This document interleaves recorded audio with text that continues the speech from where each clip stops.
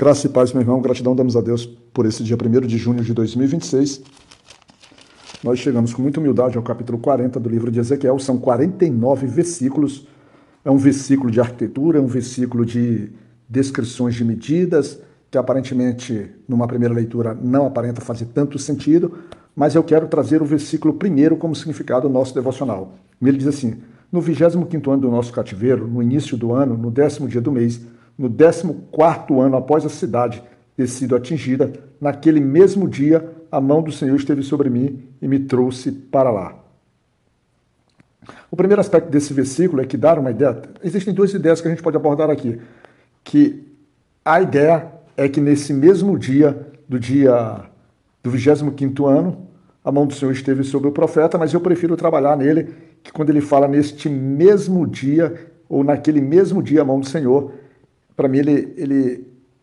ele faz uma referência, que no meu espiritual, que exatamente 14 anos depois, no mesmo dia em que houve a queda da cidade de Jerusalém, ou a queda da cidade, ou a derrota da cidade, Deus transporta o profeta em visões, que é o que ele vai dizer lá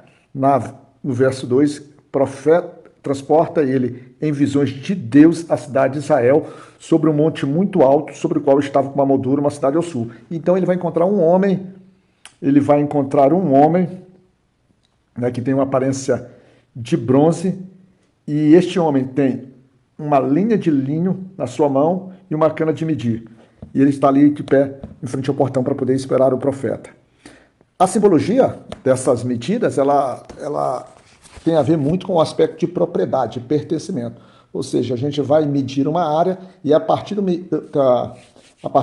da definição dos limites, das medições ali tratadas, aquela área ali a gente considera como de pertencimento daqueles que estão trabalhando nas suas medidas. E esse homem é uma representatividade de alguém de Deus, o profeta uma representatividade daquele que vai receber a mensagem para levar para os cativos. E por que eu trago na esperança de no mesmo dia da queda é o mesmo dia do retorno? Não que ele está voltando no mesmo dia da queda, mas que espiritualmente, na visão de Deus, 14 anos depois, como se fosse o aniversário, naquele dia que fazia 14 anos, que já era 25, e que seria o dia da queda de Jerusalém, o profeta volta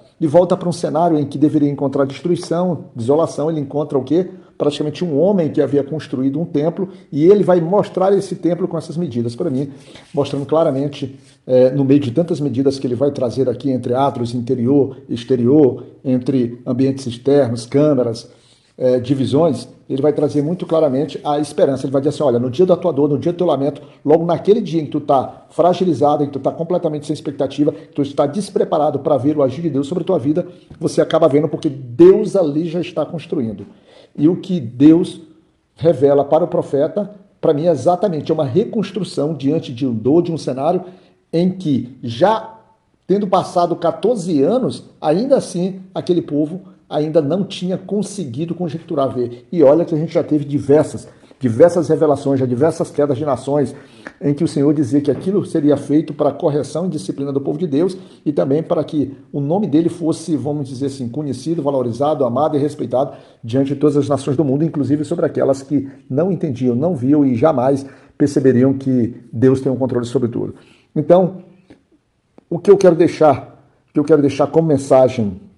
aqui, baseado nesse princípio, mas a gente precisa respeitar que há muito possivelmente diversas explicações que te conduzirão por um outro lado, e a mensagem que eu quero te trazer aqui é que nessa visita espiritual, nesse, vamos dizer assim, trazimento do Senhor, do profeta, ao campo do cenário, que seria um cenário de devastação, de batalha, de sofrimento, de morte, de destruição, o Senhor traz a renovação da esperança, traz a certeza que desde o primeiro dia o agir de Deus estava sobre aquelas pessoas, sobre aquele povo amado, aquele povo cuidado, rememorando ou reposicionando que quando a face do Senhor estava contrária ao povo de Israel, devido à iniquidade que eles haviam praticado, levado eles naquele momento, mas ali, exatamente no momento da grande dor, a reconstrução, a restauração, a presença do Senhor já se fazia presente, mas eles, ainda como estavam sob o efeito da disciplina, eles não entendiam, eles não viam, como talvez ainda não tivessem uma capacidade de ver. É essa a mensagem. Você, quando está no seu pior momento, você não consegue enxergar, por muitas vezes, a mão de Deus sobre a sua vida, o agir de Deus instantâneo. A gente diz que Deus tem o tempo do socorro. Mas, na verdade, o socorro ele já está o tempo todo agindo. O problema é que a gente só vai conseguir perceber quando a nossa espiritualidade, o nosso descansar, a nossa ansiedade, ela é deixada de lado e a gente, de fato, descansa no Senhor, fazendo com que Ele nos conduza sobre os verdes pastos da sua palavra. Fica na graça de Deus e Pai Todo-Poderoso, que o Senhor possa nos cuidar, meu amado irmão.